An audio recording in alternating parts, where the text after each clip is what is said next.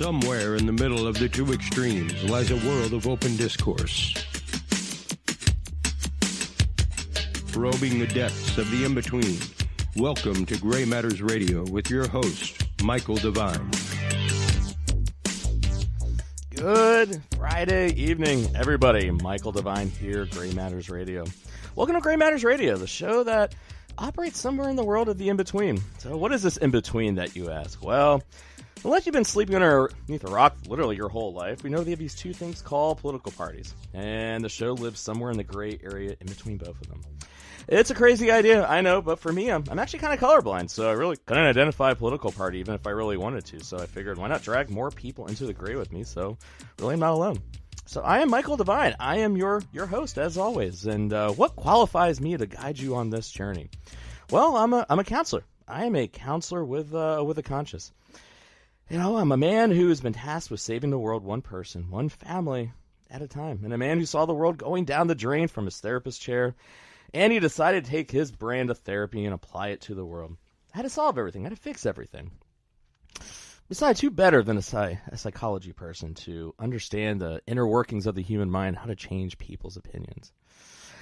So joining him on this nebulous journey tonight is Mr. Ryan X, as we're going to call him. Ryan, thank you for coming into the gray tonight. How you doing, man? Doing good, man. It's Friday night. You know, you're here in my basement. You haven't beat me up yet. We're drinking a beer. But that's how we roll in the Midwest. That's how we roll in the gray. We can bust each other's balls. You know, we can have a beer afterward because that's how it should be, shouldn't it? Fair enough. I agree. That's not what's happening out there, though, is it? Yeah, there's people at each other's throats right now. Absolutely. It's kind of crazy because when I left Ohio, everything was fine. I blame myself. I mean, when I leave Ohio, everyone can have a beer, disagree. I come back. When did you leave for Texas? 2003 is when I left. Yeah, you're probably right. Yeah, it's been a while, Yeah. You know, so it's, I don't know. It kind of went a little crazy. And I don't blame one person. It's just shit that's got a little kind of crazy, right? But, you know, we got to do something about it. And the thing is, it's really cool. Whenever I came up with this idea for the show, the idea of the show actually came from all of our conversations. Like, literally, I mean, we've known each other how long, Ryan? What? 20 some odd years, right? Like that, yeah. And how many conversations have we had about politics at the bar, people's houses?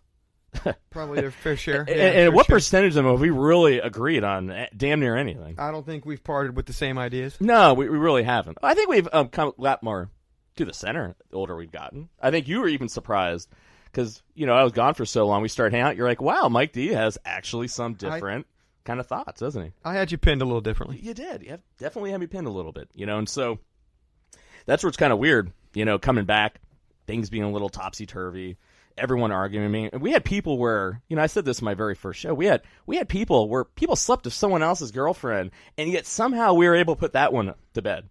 Not to be, no pun intended, but literally, people were able to put that stuff completely aside. But yet, for some reason, this election, the politics, that to me, how is that? I don't understand that. Why is that the? I've noticed it too. Some people have just, you know, ended friendships based on their political beliefs, and I'm pretty strong in my opinion. But yeah, no, do something like that. I don't believe that. You don't think so? Yeah, but to end a friendship, a little immature in my opinion. Yeah, you know it. I think that's a little immature. But I mean that's kind of really where we're all at, though. And the thing is, to me, it's not just us. This is what's going on in this country. It could be families, it's friendships, it's in our political bodies. It's everywhere. And the reality is, and that's the funny thing. We actually, I think, agree on a lot of the problems facing the country. We do know immigration needs to be fixed. We do know people are way too overly sensitive and way too politically You and me correct. or the country as a whole? You and I. I mean, okay. we're in the gray in this room. I mean, Sure. literally, the wall, the studio, it is gray. Everything pretty much is gray. I mean, it's that way on purpose, you know? Fair enough. You know, I think we really look at, there's a lot of issues that we both feel like, okay, like we do need to solve that. When it comes down to taxes, economics, social issues, maybe we divulge a little bit, maybe, you know, okay. but not terribly too much. We may disagree on the candidates and the modalities to get there, but that's the crazy thing is that how do you have so many people in this country? And I think everyone feels this way. We all care about the country. We all see these very huge problems. We all realize if we don't fix it, we're kind of screwed. We all know we're being lied to.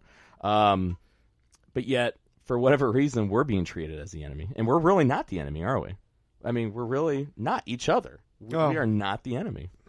No. We're led to believe that way, I think. That's just my personal opinion. But that's where I think we're really at. And this whole show is about how can we get people to change their minds. So like last week, we did a show. We were talking about not whether Trump should be impeached, but the more idea of like what would actually happen if he were. And based upon what we know has happened in the past, is it even worth it? And we're not talking about like someone. Do you want my opinion on that? Oh no! I mean, you're gonna be surprised by my opinion. I don't know if you listen to it. I don't know. But it's funny because, I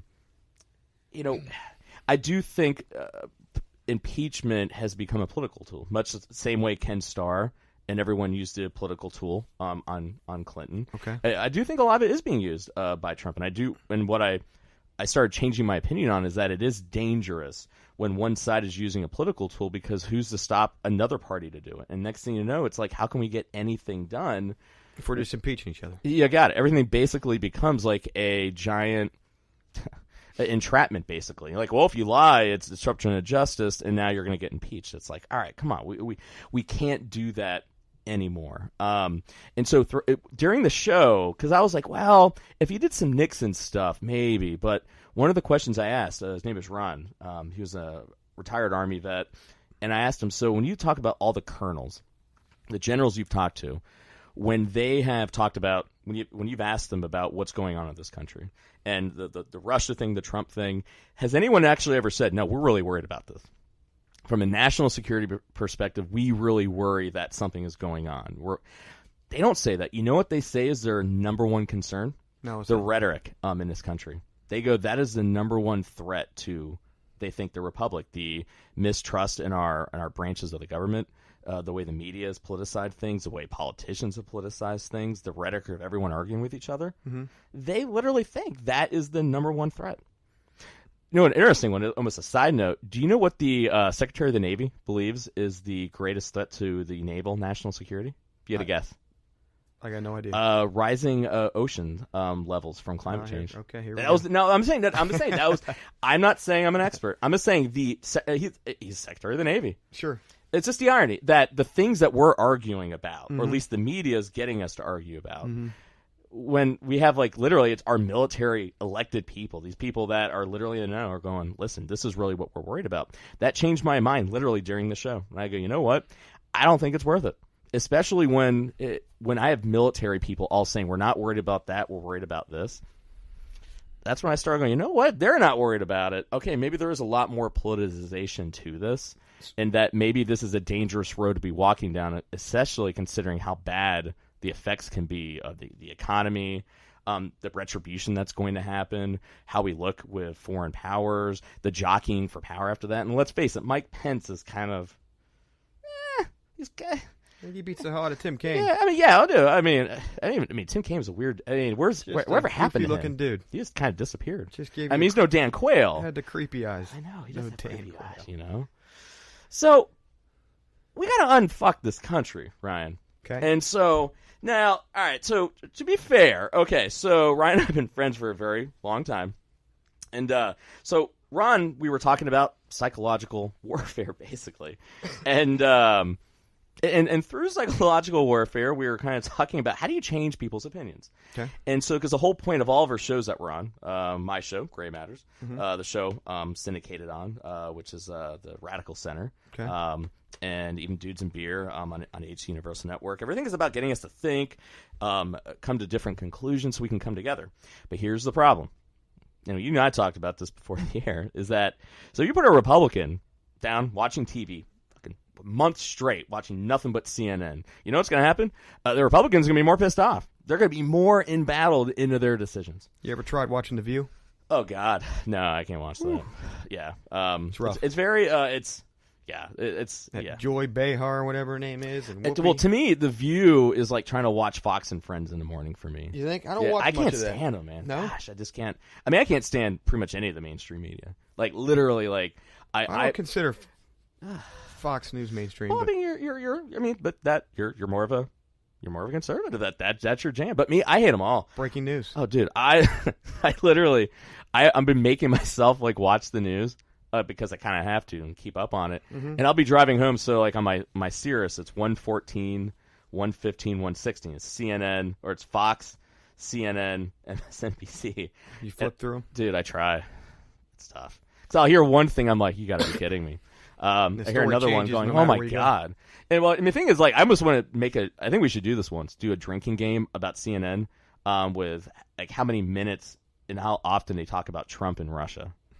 Like, that'd be you'd be wrecked by the end of the night. I'm afraid so. Yeah, but then the same breath, you can do a great drinking game of, how many times Fox News sucks, Trump's, Yeah, it'd be, I don't know who would get drunker, but it would be funny to see who'd be more intoxicated at the end of the night watching Fox or CNN with those rules.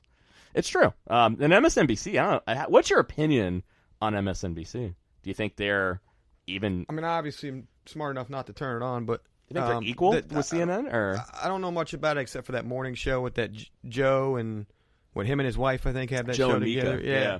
And then you got Rachel Maddow, looks like a little boy. She's a little goofy. Hey, Rachel Maddow, she's very opinionited. We'll just say is. that she's definitely an opinionated person. We'll say that. They're They're all opinated though. Yeah, they are. You have like Tucker Carlson and Sean Hannity. They call they almost look like they're sucking on like warheads. Like they always have like this sour, kind of puckered up look in their face. They're always angry. Yeah. Like, have you ever watched like Tucker Carlson? Mm-hmm. He looks kind of like constipated. He's always Great show. He's always doing this. Well, when he brings on those, he'll bring on the liberals. Oh, he does with anybody. I mean, I think anybody. It's like I can't tell if he's like trying to look into their soul, but he's always doing that little squint. He does and then squint. Hannity just, I don't know, man. He seems like an angry man. Does he? He seems. And then you have Don Lemon. Oh no, Who was Cuomo. Who was the guy after the election that said it was a white lash? I was trying to think of that on the way over here because I knew we'd get into that. It wasn't Don Lemon, but Don Lemon was on the set. He was on the far right. I think he was a bald African American. Oh, Charles Blow, the guy from Washington Post, I want to say. But he actually called. No. It was CNN. Van Jones. Van Jones. He actually called it though. He called Trump was going to win. That was the funny thing. Did he? He called he was going to win like a month or two ahead of time. Really? Yeah. Everybody else had it at like 98% for Hillary. Hillary. Oh yeah, no, he actually was the one calling it. Going, they're probably going to lose. My favorite is Chris Cuomo. Okay. He always has this really intense look into like the TV, almost like he's like arguing with you. Yeah, I don't think I've it's seen much. Weird. Yeah, watch. It's hilarious. Like it's just kind of scary. It kind of gives me the googly eyes. Yeah. But this is where we wonder why we're so at odds with each other. This is our media, right? So now here's the thing. So if you put, it's not a simple thing of like, well, watch something else and get a different point. Because you could, once again, you put a Democrat watching Fox News, they get angrier and they dig in further. You put a Republican watching CNN, they get angry. They're both like pep rallies for their respective. You got it. And so it's not like a matter of you listen to them, right? So that's like this little issue that we kind of have, right? So that's where Mike being, me being the person that I am, okay. So obviously just talking to people. Stomping on my cord down there. Oh, gosh. You're good. That's so unprofessional of me. Gosh. Keeps me from getting over there. I know. Well, I don't want you drinking on my beer. I do have a nice keg, right? I got some Yingling that we're kind of doing. We got our little Budweiser Christmas mugs. I noticed you were in spirit it's today. my dad gave them to us. They're from like 2014. They look expensive. They're heavy. They're free. My dad's friend, I guess, works for Anheuser-Busch and just pawned them off on us. It's kind of nice. But So when I'm doing a show about how do I bring people to the center, all of a sudden it kind of burst my bubble, realizing, oh, wow, if I just talk about things from the center and get people to listen, they're going to change their mind. So it's kind of like, shit. So, all right, I had to rethink this, Ryan. Mm-hmm. I really had to. So what does a counselor do when he's trying to figure out how do I change people's opinion? He starts reading research about psychological operations. So what do you think he does? He goes to Facebook. So I decided to run an experiment on my friends. Now, mind you, I couldn't tell anybody about this because if I told people what I was doing, then they would kind of know. So I think it was like the night before Thanksgiving because, I'm drinking. I'm, just hanging out with the fam. And what am I going to do? And so I'm like, all right, I'm going to do this. I'm going to do an experiment. I'm going to try to trigger something. Now, the fun was, who am I going to pick? And so I go, all right, so I'm going to open my Facebook feed, And whatever the first thing that opens up first, that's the person who's going to be my bitch, basically, for the night, going, all right, I'm going to go after this person. So who was the first person to pop up? Mr. Ryan, I'm right? the perfect candidate. You are, you know. Did I feel a little bad about it? Yeah. But I said to myself, I wasn't gonna go personal. I wasn't gonna go below the belt because I could have. I mean, that would have been wrong. That would have ruined the friendship, right? But I'm like, all right, I'm gonna keep it high and tight. Okay. You know. Actually, I don't even know. I don't think I could. Could we really? I mean, we've been friends that long. Do you think you could really ruin it? No, I don't. I don't think so. Yeah, it didn't really. Yeah. Yeah, but that's the interesting part we're going to talk about here. So, like, what am I doing? I'm gonna read through the interchange here, okay? Because it's really fascinating. Now, I'm gonna try to like be a good actor, and I want you to say your part. Like, well, you can't really say your parts. I mean, you can look at it down through here. Yeah, if you but flip it my way, I think really it was more me talking than anything. Yeah. And that was the best part. My right? responses are usually short and sweet, right to the point. Exactly, right? So now here's the deal. All right, so now I was smart, though, about it. So instead of it just posting it on his page, I was like, all right, I'm going to share it to my page because, all right, less people will see it because I don't want any collateral damage. Your bosses could have been on it, so I'm all right. Fair enough. So there's a post, all right, and it was a meme, and it was Elizabeth Warren and her horse Stormy, and so it's just a horse, and she's dressed in a Native American garb, obviously poking fun, making a joke at her saying that she was Native American, right? And that Trump had called Stormy Horseface. Yeah. Well, Pocahontas. So, two jokes. Oh, I did the horseface. Yeah, you missed the whole joke. Oh, that's why I the thought horse Pocahontas. Stormy. Oh, wow, that's even huh? funnier. Right. See? Huh? All right, It's like wine, man. It gets better. It does get better. It sinks in. It just with age, right? Yep. That was like 2 weeks ago. So that's a nice age factor. Now right? starting it's that creeper. It's that creeper. He'll creep on you, man. Let's wait for it. So all right. So I was like, okay. So what I decided to do was, all right. So and I told Ryan this before. I go, so if I were to go in through the front door, meaning like I were to sit there and totally start saying like, oh my God, you're totally right, that Elizabeth Warren and her, he would have known something was up. He would have known like, all right, why is Mike D doing that? Because all right, Mike's always kind of been in the middle, maybe a little more liberal, but you would have thought something was up, right? Like, I'm trying to get something from you. I thought right? it was weird, yeah. I mean, I wouldn't have put a ton of thought into it, but I definitely wouldn't have fired back. Exactly, and that's the thing. I was like, all right, so I know my friends well. I'm like, all right, so what am I going to do? So then I was like, I'm going to do some hashtags, right? And so I was like, all right, I'm going to trigger it up a little bit. So what I hashtag was, hashtag this doesn't help, hashtag this only makes me feel better, hashtag this does nothing to solve the problem, and hashtag divides even more. Right? Mm-hmm. So I was like, all right, here we go. So then the fun part was now waiting for what everyone's response is going to be, all right? Mm-hmm. So now Ryan's response, okay? Now I'm going to I'll be funnier. I'm going to do it in your voice, what I imagine your voice saying, okay? So typical liberal response, lots of whining and no sense of humor. Lighten up, guy. Is that pretty close? It's not terrible. Not terrible. Not terrible. Was the inflection right? Should I have changed any of the inflection, or was that pretty good? No, you were. So like, well, I'd buy that. Okay, good. So like now, so my whole idea was, all right, I tried triggering you into like, all right, you're gonna make fun of me, say something I'm a liberal, saying it's like, dude, you don't have a sense of humor. Two for two. Exactly, right? So I'm like, all right, sweet. All right, it's working, right? So I got that. I was like, yes, the exact response, right? Yeah. So this is around where I was like, okay, now where do I go with this? Because once again, I wanted to be responsible with this. All right. Now, my wife didn't know what I was doing. Mm-hmm. All she got was like the message, like, Mike, why are you doing that? Like, you're gonna start pissing people off. I'm just like, babe, I got this. It's just I know what I'm doing, right? But she was a little upset at me. She was like, yeah, she was like, why are you doing that to him? So she actually stood up for you. She's like, why are you doing that to him? Well, I hope you're smart enough to know that at no point was I really upset with you. It was just, come on, man, don't be dumb, one of those things. Exactly, yeah, But that's where it was like, the funny thing was, and I'll explain here in a second, it was, a lot of times it was really less about your response, but more about everybody else coming into it. Exactly, right? Yes, so I was like, all right, so we really got to... Is there something wrong with the stuff in the picture? Or is that... Oh, no, I was just letting it kind of go down. Yeah, you're good. You want to fill me up, too? I can. All right, there we go. You can add some more then. Yeah, we're good. Yeah. Right. So, all right, so here's what I kind of said back. Okay. I go, Ryan... Funny, considering I haven't voted Democrat in 8 years. I own a gun. I believe in lower taxes, believe in stronger immigration laws, and have conservative economic beliefs. Sorry, not sure how I'm a liberal. Maybe the answer is more you calling me a liberal because it takes away from the point that I'm making. It delegitimizes the fact that I'm making a point maybe you don't want to hear. There, I might want to strangle you. There, maybe. Well, I kept going. That was just the first paragraph.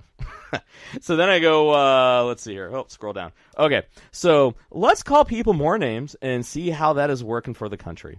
Maybe a meme will help get your point across. You could delete my comment, maybe call me a liberal again and make another snide comment. The truth is, why in the hell do you post one comment and meme after another and point the finger at everybody who you think is a liberal and blame them for what is wrong in the country? When reality is the people being divided, people are being divided and calling each other names and blaming them is what is wrong in this country. I would respect you more if you just said, hey, honest, and say that you are pissed off, hate half the country, have no intention of doing anything that is going to help, and know full well that all you're doing is making yourself feel better and will continue to do the same thing. Or maybe you can do the opposite. Try engaging in some relative discussion with someone who you might think differently with. Then you try to bridge some differences. The only way that the country can be great again is by working together and finding common ground and trying to create a dialogue that makes people want to actually work and talk with you. Calling a Democrat a fucking bitch and you fucking hater and anyone who supported them must have been smoking themselves fucking stupid, not in my mind, is going to help. I'm quite sure you will also play the I'm joking card.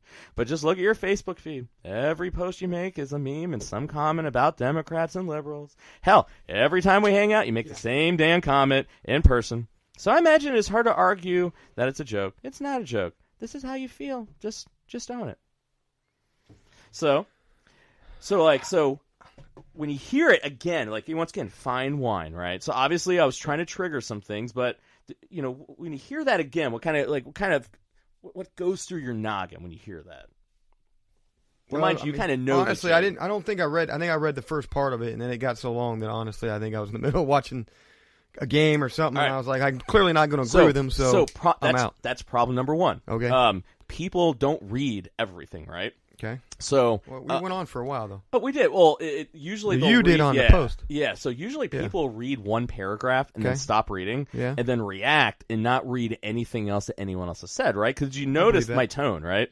In the beginning, it's kind of snarky, but then what did I start talking about? The country bringing us together. Yeah. Now I did the sandwich effect though as well. The sandwich effect. So so usually people read the first part of the last part. Mm-hmm. So I had to make sure at the very end. Then I got a little snarky again because I had to make sure I kept it kind of rolling, right? Right. You know? Right. And so it's kind of like, all right, you know, so it's kind of like we kind of hear, well, I didn't read all of it. I knew I wasn't going to agree with you. And so I just kind of stopped reading. But it's kind of like, all right, so now here's the interesting thing. So we had one of our friends get involved. No, it couldn't be Hutch. Oh, no, it couldn't be. All right. So let's see Ryan Stelzer do a better job than our elected officials. So it was actually interesting. He didn't go the attack. He was more, what do you think he was responding to? Oh, like, so Ryan thinks he can do a better job than them? So then, how do I respond? So this is where I kind of start switching up a little bit. I go. I remember this comment. Yeah. I go, hey, I'm all for passion, and I think Ryan cares deeply about the country, which is why he says what he does. I am just sick of people on each side falling for this for the stupid psychological operations campaign that divide us. I'm just sick of it and can't figure out what is going to get through to people anymore. It has to stop, otherwise we are fucked as a country. We all, myself included, have to do better. So all of a sudden, now I'm trying to shape it to the center a little bit. It's about, I'm frustrated. We need to work together. And it's not about a value statement about, Ryan, you were doing this. Ryan, you were doing that. It's more about, guys, we can't argue. These things don't help. If we really care about these things enough to post it, maybe we need to figure out some ways to kind of like come together, right? Mm-hmm. So then, of course, this person, let's call him Chris H. Oh, yeah, my bad. Oh, that's all right. Well, Hutch. I mean, how many people in America know who Hutch? I mean, you can Google Hutch. I can think of a few. I mean, I think Hutch footballs, you know. But, yeah, that's true. That's true. I mean, anyone who's listening to us that knows us knows. Correct. Players, right? Correct. So, and he goes, hey, Mike, agreed. However, making fun of someone who has literally lost more knowledge about politics in one day than the name callers will ever learn in a lifetime is comical. Understand how we can compromise and come together to make the greater good better. Easier said than done. Then I had another person kind of come in that this is where it gets interesting. People that were even involved in the conversation. Yeah, I noticed that. this person goes, in all seriousness, the meme does dehumanize both Stormy Daniels and Elizabeth Warren. Elizabeth Warren apparently took advantage of the flawed system. Stormy Daniels is either a willing or unwilling pawn in a corrupt system that attempts to control at any cost. So this person, I know this person very well, very strong conservative, kind of played the middle. Okay. Hey, you're right, maybe it does dehumanize a little bit, but let's be honest here, people are being used as pawns. So he kind of took the middle road, I thought was really interesting. I came back. To me, it begins with respect and making people who you think differently with want to engage with you. Just a term liberal or conservative has a negative, demeaning connotation when used by someone who is not that. So I think we throw it all out, all the labels and political dialogue, and instead focus on the idea that you disagree with. I just don't know what to do when people are so primed for a fight that you get labeled something that you are totally or not. If we're being honest, the far left and the far right are effed. And if people actually believe 80% of what they believe, but will call them the other side just because they are not hardcore enough. So where I was making a point of like where we're in a problem now is that you have like a progressive wing on each side where you're not Republican enough. Oh, you're not liberal enough. And then is that the alt-right? I think alt-right and the alt-left, Bernie Sanders, the Democratic Socialist wing, yeah. And so that's I mean, literally, I've had clients literally talking about having arguments by communism is good. Right. I mean, literally, so this isn't like, I used to always joke like when, you'd be like, Mike, you're a commie, right? But you obviously know I never said that. No, I never said that. But the thing is, like, I've heard so many of these conversations where people are arguing with people about, maybe communism is good, and then you can't even talk with them, basically. Jim Carrey's crazy enough to think that we should have socialism. I know. But then you have on the other side where basically it's like free-for-all. It's like social Darwinism. Fuck it. No rules. Everyone just do their own damn thing. And it's like, well, all right, gang. Communism and socialism ain't the answer. We all know that shit don't work. We also know, like, social Darwinism will run amok is not a good thing. I mean, capitalism is always about, our system is always about checks and balances. It's like football, right? What happens when you over-regulate the game? It's no fun league, right? Everything's a freaking penalty, kind of like what we have now. You so much as touch the quarterback, it's a penalty, right? Yeah. But then if there's no referees, what happens? Yeah, people are going to get killed, right? So we need to have rules. I mean, I think that's just human nature, but it's just we've gotten so far left, far right, where literally, even if you're like, if I were to come to the center, like, I've come way to the center. I'm come probably right of center, where I've had people basically go... I'm proud of you, man. Hey, there we go. That's right. I've had people literally kind of go, well, you need to do this. I'm like, dude, I met you in the freaking middle. I'm on the right. I'm on the right side of the dial now, and that's not enough. I'm not hardcore enough. Like, it's like, now you're greedy. Now you're just it's like a negotiation with a team going, all right, I gave you the guaranteed money. Now you want my daughter too? It's like, come on, like right. Come on, So that's where I was kind of going with it, right? So then this person, Hutch, was like, all right, I say if Ryan is this mad, start a fight club, join a cult. Put that underlying hate towards something, or find a happy medium. Put your political enthusiasm to good use. Be part of making it better and not worse. Or just do us a favor and shut the fuck up. Mm-hmm. So it was kind of a joke, then a little snarky, right? Mm-hmm. My one guy, Raj, he goes, hey, get to know people as the people put aside labels. If we can engage each other as humans, we could find we have more in common than we have differences. It's kind of very hippie-ish and everything, right? Do you think any of these people understood the Stormy part with the horse face? I don't know. I didn't get it. You're in on it now. I think they got the Pocahontas Indian name. But that was the horse Stormy. I mean, it makes a lot more sense. Yeah, you know. Then of course, I think we should do political fight club. I think that is the solution. I think literally, I was like, all right. I'm trying to figure why it hasn't been developed yet. I also think from here on out, liberals and Democrats will be labeled fluffy cute bunny rabbits, and conservative Republicans will be called cuddly warm kittens. So that way, then, instead of being you liberals, it should be you cuddly warm kittens, you warm fluffy bunny rabbits. I think we just change the whole connotation of the labels of Democrat. Because the second you go, let me know how that works out. I don't know. The thing about it, the second you go, you damn conservatives, or you conservatives, does that make you go like, oh, this is going to be a great conversation? No. Like, you liberals, it's not positive. You fluffy, warm buddy rabbits. You cuddly, cute kittens. It brings a little different thing, I mean, it's like different. I don't know what it is, but it's different. I'm trying to think outside. Hey, I'm doing psych warfare over here, right? I understand. So then finally you come back in. I think you were out playing golf, or you're at Top Golf. So we're just having the conversation with ourselves. That's right. Pretty much. That's what I was doing. So it was the Wednesday night before Thanksgiving then. Yeah, it was. Yeah. Okay. So then you go, hey, I see you responded. I was busy at Topgolf. I will read what I'm sure is a ridiculous response and get back to you. Calm down, gentlemen. And then you come back up hours later going, hey, I was at Topgolf trying to hit golf balls when you two in your panic attack.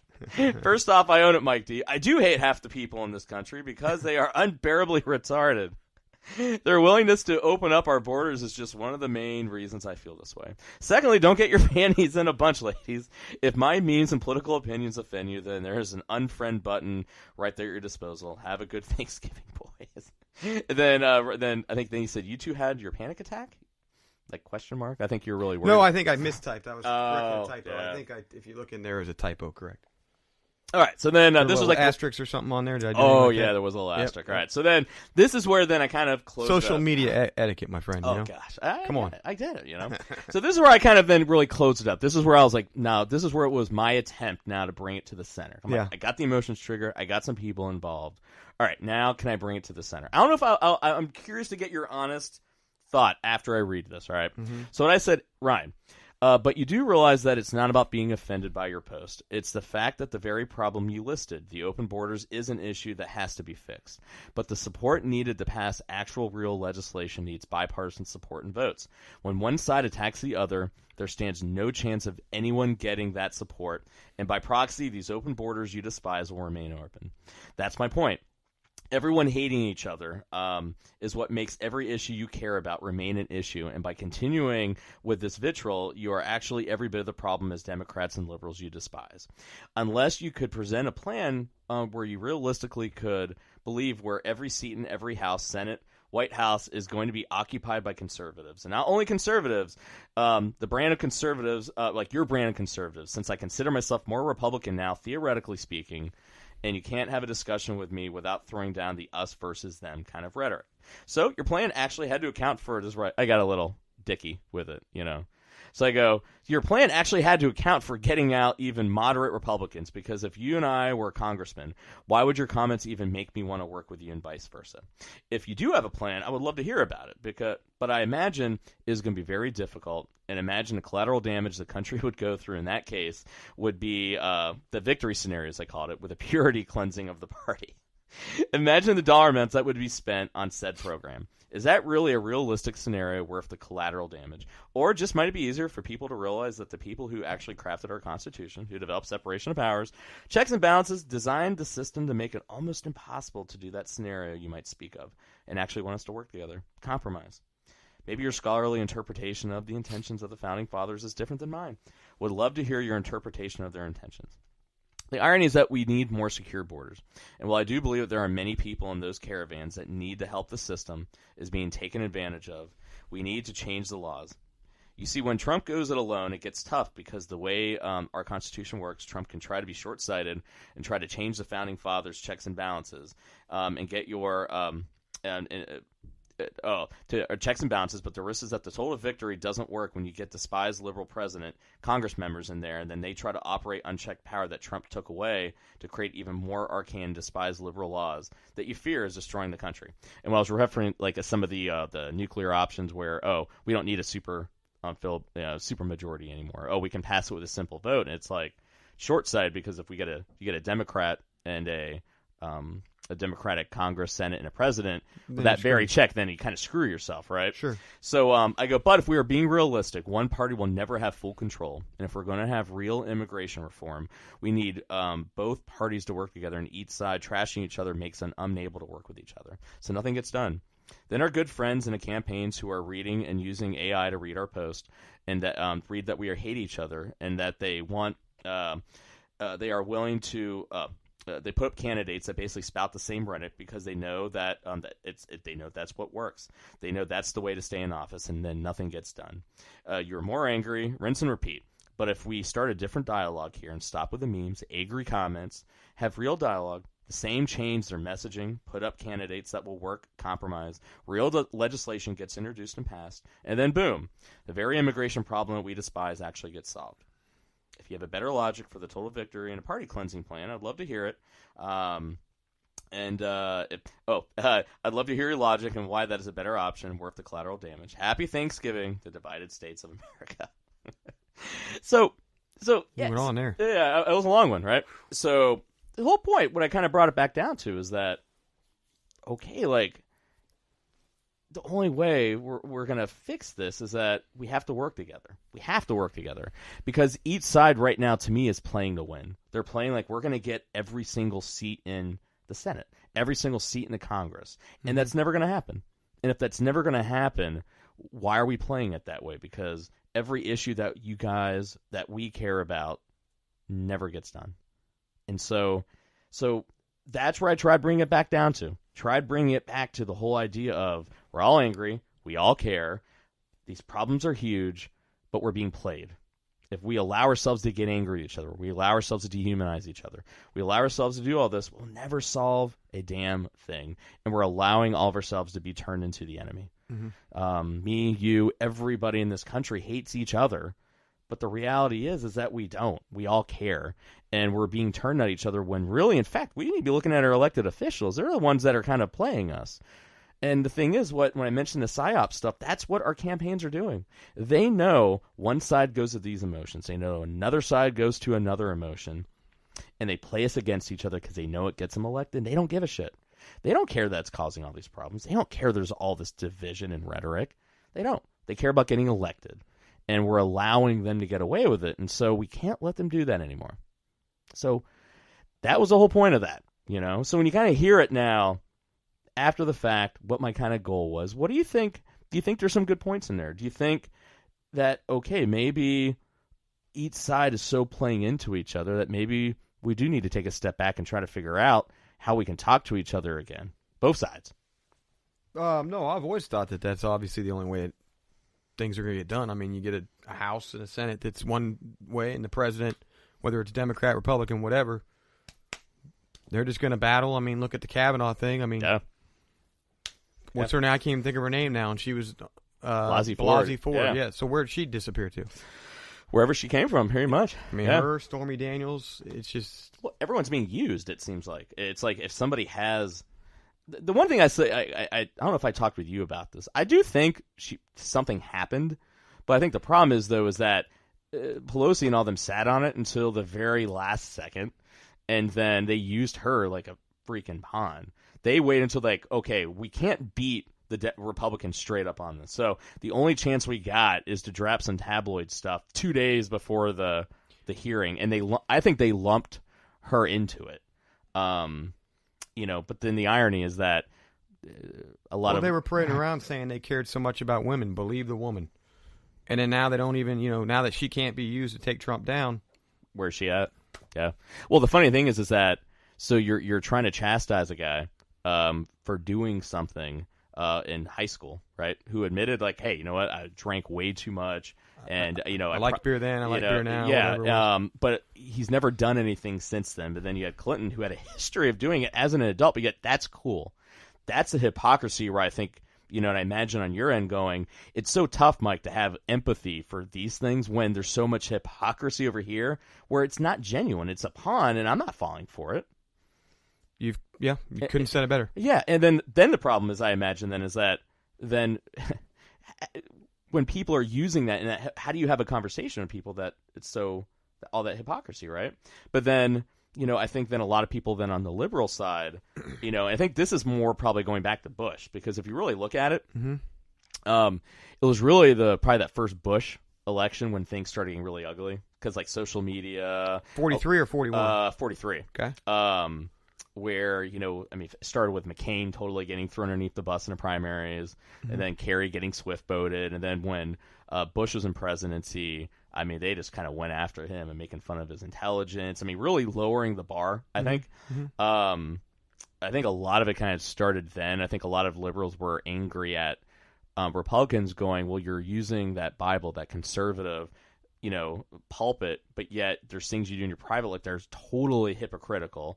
I can't talk with that. I can't take that seriously. You're just using the evangelicals. Former alcoholic or whatever? Yeah, and then when Obama got in the office, then it kind of switched. And then it was kind of like, okay, now it's his turn to kind of take it, right? And then Trump got in the office and then changed the game up of what you can say, what you can't say, Twitter, and then, yeah, it's like circling the drain as a country, right? You know, not because of Trump, but just at the media and now, everyone. Let me get your honest opinion. This might be off track of your schedule No, for we're this good, show. brother. Whatever, we're good, man. We're good. So when I bring up the fact that, you know, the way these people are chasing, like Ted Cruz out of the restaurant with his wife, and, you know, the way they're running stopping traffic. And totally unacceptable. Totally unacceptable. But the response I get from a lot of people that support the other side is that it was happening the same way when Obama was in office. Now, do you remember it being that way? I mean, there was obviously stuff going on. There was obviously your hardcore that had their jokes or whatever the case may be. The one that stands out to me, because I had an African-American guy, we were in practice together, and him and I were talking about, because he was a hardcore, he was like straight out of Compton from L.A., okay, and he was a hardcore Republican. My practice in Dallas, and him and I were talking about that, and he hated Obama. He did not like him. Okay. But one of the things he did say, what really pissed him off, which made him really ashamed of the conservatives, was that there's a lot of veiled racism. They're saying things that are obviously about the man's race, and then they're playing the card, well, it's not my fault you take that as racist. And he goes like, no, I'm sorry. If 90% of a race of people all think something is racist, well, guess what? It's racist. It doesn't matter what you think. And he said there's a lot of veiled racism, the whole citizenship thing. Mm-hmm. He's like, go after the guy because you think his policies suck. Go after him because you think he's an awful legislator. Go after him because you think he's a hypocrite.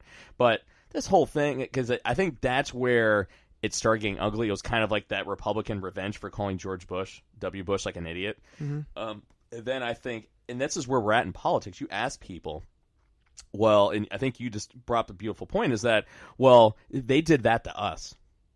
Everything is, I always say it's like gang style retribution now. It's like, I mean, I really think the political parties just need to change their colors to like blood red Crips and blood red and baby blue Crips. It's gone to the streets, man. Yeah, I mean, it's like, well, you went after 3 of my guys, and I'm going to go after 7 of your guys. We want 7, I'm going to blow your guys up.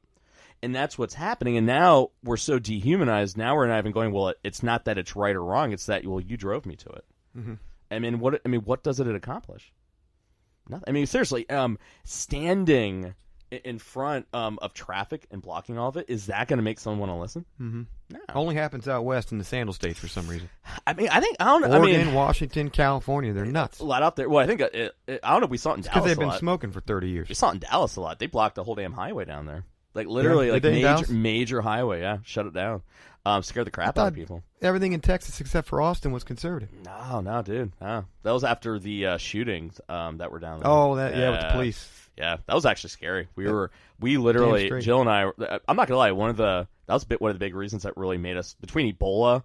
First, it was literally Texas. You felt like you were dying. It was like every year was like tornadoes almost like touching down, destroying our roof, baseball-sized hail, Ebola outbreaks, mass shootings, protests. We were just like, all right, maybe get out of here. Let's roll them up. It's time to go. Got family back there. Yeah, I'll take my chances in Columbus. Yeah, right? Maybe there's a tornado coming through. Maybe, and even then, it's like kind of a weak one, right? It hits 270, and of course, you're above 270 now these days. But yeah, yes, but no, I mean, it's and I think it's happening everywhere. I think social media is where it's happening everywhere. How people talk to each other, and you kind of saw like I was just goading people in, and you saw some of those personal attacks start kind of happening. You brought up another good point just now, though, before it slips my mind. That angers me about the whole situation is it seems like they're drumming up the hate for police with this whole Black Lives Matter and everything. Yeah. And that's scary to me because what's going to happen if nobody has the balls per se to take that? I mean, I don't know what a police officer makes coming in, $50,000, $60,000. Yeah. Seems like a lot of risk to me for $50,000 or $60,000. Yeah, it was interesting. Especially if you're getting shot at in Dallas just for showing up, on call. It was interesting. CNN, after a lot of these shootings, tried doing it was actually a really good idea. It was it was like a town hall. So it was officers, white people, black people. It's like, hey, ask. It was kind of mirroring Dave Chappelle. Hey, ask a black guy. Mm-hmm. It was kind of like one of those, like, all right. I forgot about that. But then the thing is that, and this is where I think, and this gets into what I think a lot of people are talking about, too politically correct. Everyone is offended. Mm-hmm. Is that you see people afraid to ask questions, legitimate, real questions. And you saw it in that thing of there are so many opportunities during that town hall for people to ask real, legit questions, and we can't. And I think that's. it doesn't even matter what it is now. It can be about race. It could be about gender. It could be about sexuality. It could be about immigration. You can't talk about baby. It's cold outside anymore. No, I mean, dude, you literally cannot talk about anything anymore. And so kill a bird with I mean, and two that's birds, the thing. One stone, or whatever it is. Beat a dead horse. Well, everyone's Pete is all angry. I mean, I think everyone's afraid of being sexist, racist, misogynistic. I heard something this week. Actually, I heard employers are afraid. They're kind of veering away from hiring women because they're afraid for the risk. Well, I also heard they don't want to do Christmas parties anymore because they're afraid something's going to happen. Drunk. And now the thing is, like, all right, like every movement I think is rooted in something legit. It's just what happens to it. Gosh, who was it that said it? I think it was actually Van Jones said, "Are these things?" He's talking about Me Too. Is it a movement or is it a moment? And what he was trying to get at was, it just going to be something that we talk about for a little bit, or does it become a movement? But the thing is, then I think he was meaning it like in a positive way. Like, is it going to be about change? But then the problem is, some of these things became a movement, but then they kind of morph into something else. Because I think if you talk with anybody who knows anything about inner cities, they know the police have been really fucked up in these areas, right? No one would doubt that, right? No one would doubt. I have a lot of clients in Hollywood, that I worked with. No one's going to doubt that there's not a lot of bad things going on. But then it gets morphed into something to where now we're outlawing reindeer. Was it Rudolph the Red-Nosed Reindeer because it's bullying? We have Baby It's Cold Outside, or whatever. Because he didn't want her to leave. Because something like that. God forbid, Yeah, I mean, things that no one even ever thought for a million years, but then one person says it, and then everyone starts kind of going across it. And so that's where we're at as a country. We have safe spaces in colleges and universities across the country. Well, they say there's research now. Cry rooms or something. Yeah, then no. When I grew up, cry rooms were in preschools and you're pretty much not talking pediatricians. Not talking in all caps. Because you're yelling. Yeah, so we really. Jesus Christ. Yeah. That's why it was on the news the other day. It was a kid was bullying another kid and got kicked off the bus, and then the dad videotaped the girl walking to school, like videotaped her walking. It was like, I think it was like 2-3 miles or something. Videotaped it. Just going, no, that's what you get. No, like screw that. You can't do that. Yeah. And so I think and that's the problem now, where it's like, we need to bring awareness to things, now has been morphed into, now we're all afraid to talk about it. And then I had a parent the other day talking about how, because there's so many damn sexualities now, it used to be like bi, gay, straight, right? So it used to be like, well, you can't be gay, then all of a sudden it's like, I don't give a crap if you're gay, it's whatever, right? So I literally had a parent where their kid was angry at them because like, hey, if you're gay or bi, it's totally cool, I don't care. And they were angry at them. You know why? Well, I'm pan, you're so inconsiderate. And I was just sitting there going, I tried it. Now, my job, I got to be understanding, right? Because I got to hide my personal beliefs. But I'm not going to lie, on the inside, I was sitting there going, so, once again, going back to that whole, you got people to be totally cool with everything, right? And then now you're angry because they're not getting the right one. I still don't understand the difference between bi and pan. But it's You'd cool. Have to explain that to me but too. then it's cool if you want to be, but then it's like, then a mom's like, I don't even want to talk about it.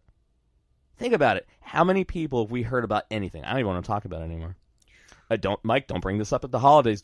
We don't even want to talk about it. Yeah. As a country, I don't even want to talk about it. Yeah. On my radio show that I'm on Sundays, we have like politicians come on. They're like, well, I don't know if we should talk about that. We're like, no, fuck that. We're going to talk about that because if we can't, no one else is going to. That's where we're at. I'm afraid to talk about it. I don't want to hurt anyone's feelings. And I think the problem is because you're very outspoken about it because you're just, that's who you are. But then if you don't like me, exactly, be gone. And so it's kind of tough. Then people are like, well, he's ignorant. It's like, no, I know the dude. He ain't ignorant. It's just he's just kind of speaking his mind, right? And so, can you make a list of those people that called me ignorant? Well, I mean, I just could. kidding. I could. I mean, I think they're all of our Facebook friends. They're all on there right now. I'm trying to think. No, I think ignorant. I don't think anyone's actually ignorant, but I think it's just the whole idea. It's just that it's like, God, we really. Once again, I'm a pretty neutral kind of guy, and I'm trying to see everything from every angle, but it's like, fuck, we're so far left, so far right, we have to be able to talk about it. So let's pick one thing, all right? So border, right? So that was the one that kind of started off and everything, right? That seems to be a big hot button topic, right? So what do you think, man? Like, what do you really, when you look at, like, what is going on, when you look at the wall and you look at the immigration issue, why it's an issue, like, okay, let's model how we should talk about it. So what are your thoughts? What are your beliefs? What should we do about it? Well, I mean, without knowing all, the details in regards to the cost and everything with the wall, I mean, obviously there's got to be something done down there. I mean, you talk about the caravan coming through, and obviously the rebuttal from the left, the CNNs, the MSNBCs of the world, the mainstream media, was that that's all women and children. Now, you and I both know that that's not the case. Yeah. Man, you just can't have these people coming in. I actually read a story on the internet. What do you mean these people? No, I'm just fucking. You don't get I had to. Come on, all right. But tell me that people would be thinking that. What do you mean these people? Yes, they would. You're right. That is correct. I'm assuming from Mexico, but I know she came, across from the southern border. Somehow scaled the wall or whatever the case may be, just to get barely over the wall, have a child, and now look at the benefits that she even said that was my dream to have my kid. Yeah. In America. I mean, that's got to stop. We've got enough problems. I mean, look how Detroit now, I've heard it's gotten better and whatnot, but 10, 15 years ago, Detroit looked like a damn war zone from what I understand. Yeah, and that's the thing. I was a good colleague of mine. She actually, her family immigrated. She lived in El Paso forever and moved up to Dallas. First generation, naturalized. Not naturalized. Her kids are naturalized. El Paso is a stone's throw from Well, Mexico. and she actually works a lot with immigration. She actually echoed the same thing, going, there's a lot of people like my family that came here the right way, and it makes me really angry because it's robbing resources from a lot of other people and places. She goes, there's two issues you have to look at, and this is where I've tried getting her on, but she's so scared to talk about it. But the one thing she said, there's two issues you have to look at, and there's one of we have to fix some of these laws because it's naive to think that everyone's coming here for the right reasons. Not necessarily the right reasons, just we can't just be totally bleeding hearts and just let everything come in because people they are going to abuse the system, right? She did say in the contrary, though, is that okay? She goes, don't argue the fear. She goes, you don't have to vilify the people to make the same point. And she goes, you can make such an awesome point of the robbing of resources, the hospital systems are taken advantage of, they're bankrupt, right? You don't have to go with the fear that they're criminals or rapists or whatever. She goes, yeah, they are. She goes, that's probably like 5 or 10, like 5%, right? And she goes, like, that's not, she goes, you don't have to go there, and that's what dehumanizes them, because it is sad, right? Now, she goes, this is where she flipped it, though. She goes, now, here's the sad thing, is that we're looking at these people. We've dehumanized them now. They're dirty, they're immigrants, they're coming here, they're taking advantage of, they're rapists, they're whatever. She goes, majority of them are people that are in awful circumstances, and we don't care about them, right? And she goes, the thing is we have to care about them. And she goes, because the reason why is that the reason why their countries are so bad is because if you go back to like the 60s and the 70s, we put a lot of those dictators in power. We were the ones that kind of put them in power, whether it be the drug war, the CIA. There was very strategic reasons why we put them in power, and we created these countries where they were technically serving us and not their people. And it created these vacuums of leadership and real legitimate government that was governing their people, and it created these awful lawless areas. American drug use has created a lot of the gangs. Hell, MS-13 was them coming to America in the 70s, I believe. They were in L.A. because they were being displaced, and they lived in the barrios, like in like East L.A., and they picked up a lot of the gang-style warfare of the Bloods and the Crips, and they brought it back to their countries. So that's the messed up thing, is that we technically kind of created a lot of the problems, and so it is kind of blowback, and so we need to have some empathy, but the reality is that we also then have to realize, okay, well, yeah, we may have helped contribute to the problem, but then we still have to kind of prevent it from exploding and reinforcing them. And she goes, we can have that discussion, and people then can have empathy for it, going, you're right, it is a messed up situation. Yeah, our government did some shady things to technically protect us, and we have to let the governments help work with all these other government and entities around there, because our person who was on our show talking about illegal immigration, they go, if our country was cool, we would go back home. If our country was even a shithole to begin with, we would go back home. And I think there's something to that of, why can't we focus on the current problem of better immigration laws, border security, tightening up the system being exploited and taken advantage of, but then also realizing we kind of created it, and maybe it's kind of like to me, it's almost like a cancer doctor treating a lung cancer victim while they're still smoking cigarettes. Why treat the cancer and try to kill the cancer cells when you're still doing the thing that's... Yeah, and so it's like, why can't we do both? Why can't we acknowledge both? And she goes, we can't do both right now is because we hate them so bad we don't have any empathy for them. We can do both, but we have to change the narrative.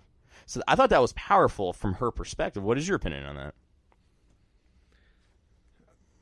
I mean, I hear what you're saying, man, but I kind of look at it like us paying reparations to Indians or something for taking their country or for slavery, you know? I mean, I don't know about you, but I wasn't involved in any of that, so my focus is more about what's going on now and in the future, and that means keeping those people not necessarily out, but make them go through the proper process to, you know, not just climbing walls and throwing rocks at border agents. Yeah. Well, I think, out of hand. And I think that's the problem is that I think a lot of people like you kind of go, well, dude, like how far do you have to pay for it, right? Yeah, like are we going to go back to 1800s too and pay for whatever happened then? Well, and I think like I think where I kind of come at it, or at least I kind of come from, is that the reason why I think we almost have to address that bigger piece is because it's going to keep happening. We can solve every problem. I mean, hell, we have people digging freaking tunnels, 20, 30 miles underneath the damn surface, or we can build every wall we want. But if we don't solve the inherent problem of why they're coming here to begin with, it's just we're going to build bigger and better kind of walls. It'd be like, once again, it'd be like going, hey, is there like an asthma inhaler that I can inhale to prevent me from getting lung cancer a little bit better? But I still want to smoke cigarettes. Yeah, but and that's where we have to, because we have to me in my mind, regardless of whether or not you and I personally created the problem, it's still a problem that not just us, but everybody in some way, shape, or form, to me, we're going to have to address it in some way. They're always going to want to come here if we're going to be the best country in the world, though. Yeah. And what are you going to do? Build them up to the point where they're unequal to us? I don't think we have to build them up. I think it's about, once again, these are coming from the words of the immigrant. We would rather go home. I mean, I can't speak for all I can say is when we talk to multiple ones, they're all like, we would rather go home. Okay. But so tell them to turn around and go home. But I think the problem is when they go back, look how bad it is. I mean, it's pretty messed up. So then why are they dumb enough to think that they'd rather be going home? I think if it changed, if it wasn't as bad, they would like to go home. Well, sure. I mean, that's the reality, right? I think if, and that's the thing of like... If my aunt had balls, she'd be my uncle. Yeah, and that's where it's like... I mean, there's a reason they traipsed. I mean, how far did some of these people in the caravan... Could you imagine walking... I mean, didn't some of them walk 800,000 miles? Yeah, something? I mean, months. Yeah. Yeah, and that's where it's like... And that's where... Think about, though, how many people... And this is where I think the problem is that you and I are just shooting the shit about it, right? Mm-hmm. I've talked to some people. You have your ways of looking at it. You have your opinion, right? Mm-hmm. This is where it gets interesting, though, then of... Okay, like... Have any of us actually gone down there? Have any of us actually been on the border? And that's the thing that messes with me is that I've been to San Diego. That's close. That's about it, right? Look nice. Torrey Pines. And that's the thing of like, so many people are, and it's like you and I can have this discussion. We're not going to go down there, but how many of our elected officials who are saying all these things have never actually really looked and know any of these things? Doesn't stop them from spouting it, right? We elect them to make the right decision for us, right? Yeah. And I think you're totally right. I think there has to be a line of like, you're right, we didn't do it, right? And why do we have to pay for something if you and I personally didn't do it, right? I also kind of look at it, I take it away from the blame thing of more about, I'm always about the upstream cause of something. Okay. And we always have to address both. Now, I don't think that has to necessarily be Americans pay for it and we take away money from our cities to help build them up. I think that's where it's partners in the region. It's like, okay, you guys, why is Mexico allowing these people just to walk through? You saw it mysteriously when I thought it was very telling when the Tijuana mayor, because when Trump shut the border down, which I think I actually agreed with. It's like those people knew what was going to happen. The organizers were gambling. So I think it was I personally think it was a ploy. Mm-hmm. Now, I don't think the people themselves were the ploy. The organizers used them as pawns, and I think that's the difference. And that's where I think this is a big thing I think we all have to realize is that we don't dehumanize the pawns. We dehumanize the people that are using them as pawns. I think a lot of people don't draw the difference between them. And so I think the Tijuana mayor, he straight up said, he goes, I don't blame the United States. He goes, I blame the organizers, and I'm pissed off at the Mexico government because it'd be like Ohio paying for all of it and then the United States government not paying them anything. So the Tijuana mayor was more pissed off at the organizers and more pissed off at the Mexico government for not giving him any funds. Mm-hmm. And so to me, that's telling, right? This is a guy, this is a mayor of Tijuana. He goes, I'm not blaming the United States. So I think, and that's where I look at, can we start, and that's a big thing I think we can walk away from this discussion, right? Mm-hmm. We're not going to solve this debate. You and I are never going to agree 100% on this, but we're respectfully talking about it. Mm-hmm. We're talking about facts. We're both inherently walking away maybe with a little bit different opinion, right? And the biggest thing I'll walk away with is like, you know what?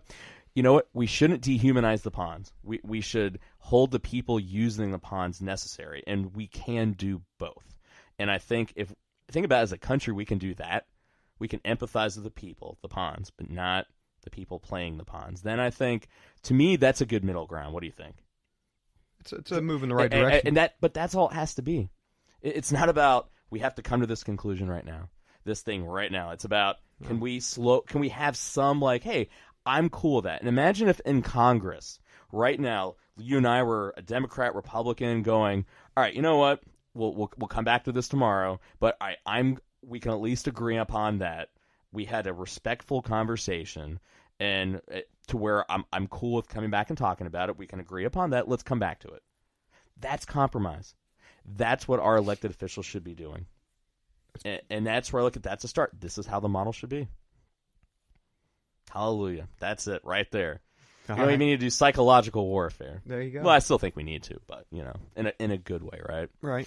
So, all right. So let's wrap this bad boy up, all right? So any parting kind of words? Anything you would like to say to America, or anything you just want to embarrass me kind of by, now that you have a microphone? I think it's funny now that I know that you were, that there was more to that that Facebook post, because I really was just trying to hit golf balls at Top Golf. And my phone just kept buzzing and buzzing and buzzing. That's why I came back with that next response. I'm like, Jesus. The best part was, like, when you kind of said that, is that how many people get into Facebook arguments, one person's like, I was even looking that in depth into it. Like, you're making it like, dude, I literally was just hitting golf balls, man. Yeah. I literally was just making a joke. Yeah, and that's what. Yeah. Yeah, but remember, horse face, Stormy the horse.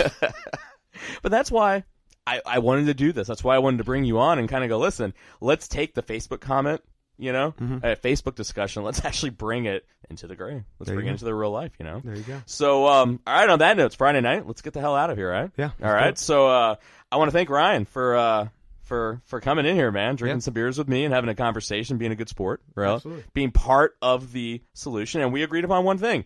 Let's not dehumanize the pawns. And I like that one. That's something we can kind of roll with. It's probably not a bad place to start. I like that. We can start there, right? Okay. So, on that note, let's start wrapping this thing up, all right? So, I am Michael Devine. And, so the next time, someone asks you, are you Democrat? You Republican? Say fuck that noise. I'm great. All right, everybody. You have a good night. Peace. Ears get hot.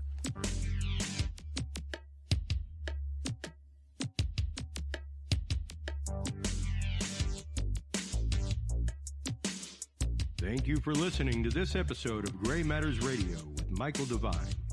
For more episodes and information, visit us online at graymattersradio.com. Join the conversation by following Gray Matters Radio on Facebook and Twitter. Gray Matters Radio is a proud member of the HC Universal Network family of podcasts. For more live episodes of this and other great shows, download the free HC Universal Network app at hcuniversalnetwork.com. Thanks for tuning in, and until next time, remember, think about the gray.